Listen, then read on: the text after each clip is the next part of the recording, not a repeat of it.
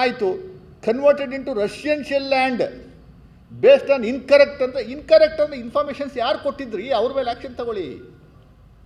ಮತ್ತೆ ಹೇಳ್ತಾ ಇದ್ದೀನಿ ನಾನು.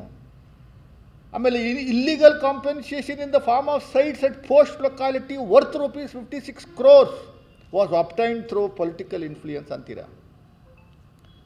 56 ಕೋಟಿಯಷ್ಟು ಹಣವನ್ನು ನೀವು BM ಪಾರ್ವತಿಯವರು ಕೊಟ್ಟಿದ್ದೀರಾ? ಸಿದ್ದರಾಮಯ್ಯನವರು ಫ್ಯಾಮಿಲಿಯವರು ಕೊಟ್ಟಿದ್ದೀರಾ? 56 ಕೋಟಿ ಅಂತ ನೀವು how did you come to conclusion? 14 ಸೈಟಿನ ಬೆಲೆ 56 ಕೋಟಿ ಅಂದರೆ 34,000 ಚದರ ಅಡಿ ಅವರು ಕೊಟ್ಟಿರುವಂಥದ್ದು 14 ಸೈಟು.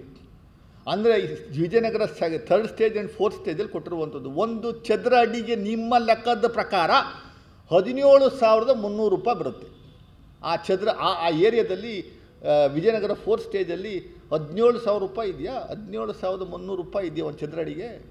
ಇಡಿ ಅವ್ರು ಹೇಳಬೇಕಲ್ಲ ಎಷ್ಟರ ಮಟ್ಟಿಗೆ ಹಸಿ ಸುಳ್ಳನ್ನು ಹೇಳುವಂಥ ಕೆಲಸವನ್ನು ಮಾಡ್ತೀರಿ.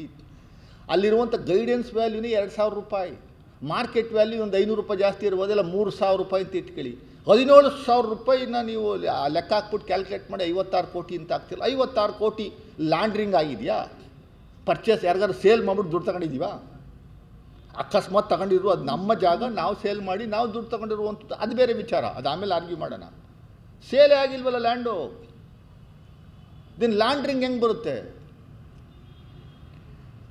The illegally obtained sites were projected as compensation received from MUDA.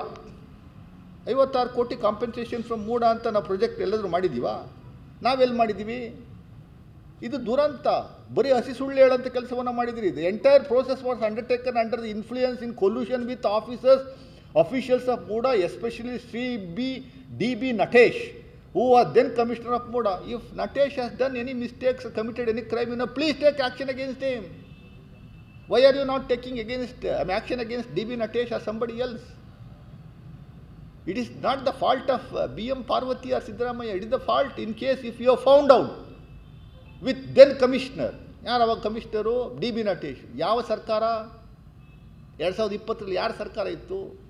BJP ಸರ್ಕಾರ. BJP ಸರ್ಕಾರದ ವಿರುದ್ಧ, BJP ಸರ್ಕಾರದಲ್ಲಿ ಚೀಫ್ ಮಿನಿಸ್ಟರ್ ಆಗಿರೋರ ವಿರುದ್ಧ ಆಕ್ಷನ್ ತಗೊಳ್ಳುವಂಥ ಕೆಲಸವನ್ನು ಇಡಿ ಅವರು ಮಾಡಬೇಕು, ಏನೋ ತಪ್ಪಾಗಿದ್ದರೆ. ಆಮೇಲೆ further, consequent to the investigation under PMLA 2002, Sri BM Parvati had returned the above sites to Muda on 1/10/2024. Though the sites have been returned to Muda by Srimati BM Parvati, it is evident from the investigation there was an attempt at money laundering as defined in section 3 of PMLA 2002 by the accused in the case.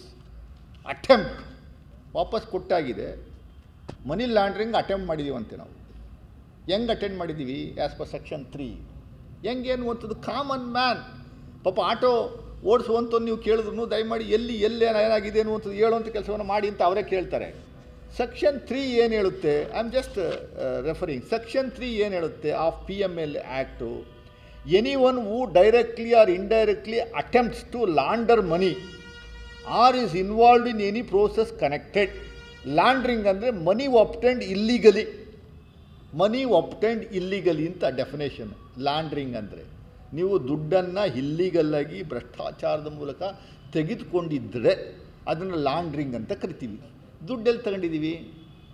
BM ಪಾರ್ವತಿಯವರು 56 ಕೋಟಿ ದುಡ್ಡು ಎಲ್ಲಿ ತಗೊಂಡವ್ರೆ? ನೀವೇ ಸೃಷ್ಟಿ ಮಾಡ್ಕೊತೀರಿ, ನೀವೇ ಒಂದು figure ತಗೋತೀರಿ, attempt ಮಾಡಿದ್ರು ಅಂತೀರಿ. ಅವ್ರ ಮನಸ್ಸಲ್ಲಿ ಹಿಂಗಿತ್ತು ಅಂತ ಸ್ಯಾಟ್ಲೈಟಲ್ಲಿ ಇಂದ ತಗೊಂಡಿದ್ದೀರಾ ಇದನ್ನು? ಶಾಸ್ತ್ರ ಹೇಳೋಂಥ ಕೆಲಸವನ್ನು ಮಾಡಿದ್ದೀರಾ ನೀವು? ಬ್ರೈನ್ ಮ್ಯಾಪಿಂಗ್ ಮಾಡಿಸಿದ್ದೀರಾ? ಏನು ಕತೆ ಇದು? It is very very very clear. ನೀವು ಏನಕ್ಕೆ ಇದನ್ನು ಮಾಡ್ತಾ ಇದ್ದೀರಿ ಅನ್ನುವಂಥದ್ದಕ್ಕೆ ಭಾಳ ಸ್ಪಷ್ಟವಾಗಿದೆ. ಮುಖ್ಯಮಂತ್ರಿಗಳಿಗೆ ಕೆಟ್ಟ ಹೆಸರು ತರಬೇಕು, ಮುಖ್ಯಮಂತ್ರಿಗಳನ್ನು ಸಿಕ್ಕಿಸಬೇಕು. ಈ ರಿಪೋರ್ಟ್ ಮೂಲಕ ಕೋರ್ಟ್ ಕನ್ಫ್ಯೂಷನ್ ಮಾಡಿ ಕೋರ್ಟು 2 ರಿಪೋರ್ಟನ್ನು, ಒಂದು ಲೋಕಾಯುಕ್ತ ರಿಪೋರ್ಟು, ಇನ್ನೊಂದು ED report. Lokayukta on ground reality ತನಿಖೆ ಮಾಡಿ ಅವರೊಂದು ರಿಪೋರ್ಟನ್ನು ಸಲ್ಲಿಕೆ ಮಾಡಿದ್ದಾರೆ. ಅದು ತದ್ವಿರುದ್ಧವಾಗಿ ಇಲ್ಲ ಅದರ ಪರವಾಗಿ ಗೊತ್ತಿಲ್ಲ ನಮಗೆ. ಲೋಕಾಯುಕ್ತ ರಿಪೋರ್ಟ್ ಏನಿದೆ ಅಂತ ಗೊತ್ತಿಲ್ಲ. ಇಡಿ ಅವರು ನೆಗೆಟಿವ್ ಆಗಿ ಸಿದ್ದರಾಮಯ್ಯನವ್ರನ್ನ ತಪ್ಪಿತಸ್ಥರು ಅನ್ನುವಂಥದ್ದು ಬಿಂಬಿಸುವಂಥದ್ದಕ್ಕೆ ಈ ರಿಪೋರ್ಟನ್ನು ನೀವು ಲೋಕಾಯುಕ್ತ ಸಬ್ಮಿಟ್ ಮಾಡಿ ಹೈಕೋರ್ಟ್ಗೂ ಸಬ್ಮಿಟ್ ಮಾಡುವಂಥ ಕೆಲಸವನ್ನು ಮಾಡಿದ್ದೀರಿ. ಹೈಕೋರ್ಟ್ ಜಡ್ಜ್ ಅವರು 2 ರಿಪೋರ್ಟನ್ನು ಗಮನಿಸಬೇಕು ಅನ್ನೋ ರೀತಿಯಲ್ಲಿ ಇನ್ಫ್ಲೂಯೆನ್ಸ್ ಮಾಡಿದ್ದೀರಿ. 2 ರಿಪೋರ್ಟನ್ನು ಗಮನಿಸಿದಾಗ ಅದೇ ಬೇರೆ ರೀತಿ ರಿಪೋರ್ಟ್ ಇರುತ್ತೆ, ಇದೇ ಬೇರೆ ರೀತಿ ರಿಪೋರ್ಟ್ ಇರುತ್ತೆ. ಆಗ ಜಡ್ಜು ಬಹಳ ಸ್ಪಷ್ಟವಾಗಿ ಕನ್ಕ್ಲೂಷನ್ ಬರುವಂಥದ್ದಕ್ಕೆ ದಾರಿ ಮಾಡಿಕೊಡುವಂಥದ್ದಕ್ಕೆ ಅವಕಾಶವನ್ನು ಮಾಡಿಕೊಟ್ಟಿದ್ದೀರಿ. 2 ಕನ್ಫ್ಯೂಷನ್ ರಿಪೋರ್ಟ್ ಇದೆ, 2 ತನಿಖಾ ಸಂಸ್ಥೆಗಳು ಬೇರೆ ಬೇರೆ ವರದಿಯನ್ನು ಕೊಟ್ಟಿದ್ದಾವೆ. ಅದರಿಂದ 3ನೇ ತನಿಖಾ ಸಂಸ್ಥೆಗೆ ನಾವು ವಹಿಸುವಂಥದ್ದು ಸೂಕ್ತ ಅನ್ನುವಂಥದ್ದು ಕನ್ಕ್ಲೂಷನ್ಗೆ ಬರುವಂಥದ್ದಕ್ಕೆ ಮಾಡಿರುವಂಥ ಒಂದು ಸ್ಪಷ್ಟವಾದ ಹುನ್ನಾರ.